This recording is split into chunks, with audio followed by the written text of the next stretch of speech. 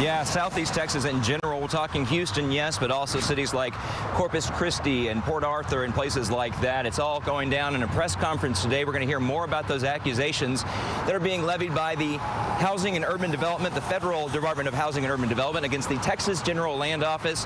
I'm here at Congressman Al Green's office because that's when, at 10 o'clock today, this morning, we're going to hear from the congressman. We're also going to hear from former Mayor Sylvester Turner, current congressman, about these accusations of racial bias when it comes to Hurricane Harvey funding. I got some video from Hurricane Harvey. These images are just blazed into our minds. It's hard to remember, hard to forget, really, everything that went down. Now, let's get into detail about what all we're talking about here.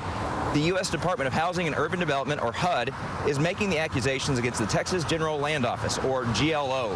HUD says the GLO intentionally discriminated on the basis of race in the design and operation of its competition to award community development block grant mitigation funds after Harvey. That's a lot of words. What does that mean exactly? Well, HUD is questioning the fairness of federal disaster relief funds that were sent to Texas. It accuses the GLO of favoring predominantly white communities while neglecting black and Hispanic communities. It accuses the GLO, HUD says the cities have high minority populations like Houston. Well, they were left out without any portion of a more than $1 billion fund that was allocated to the GLO.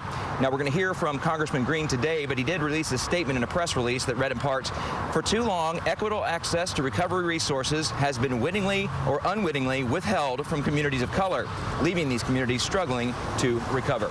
Now, as I mentioned, we will hear from Congressman Green. We'll also hear from former Houston Mayor and current Congressman Sylvester Turner and some other folks at today's press conference, which begins in about an hour and 15 minutes in the building behind me, which houses Congressman Green's office. We'll be sure to bring that to you. We may be live streaming on our website. We don't know about that yet, but we will definitely have an update for you later in our newscasts. Back to you, Sharon.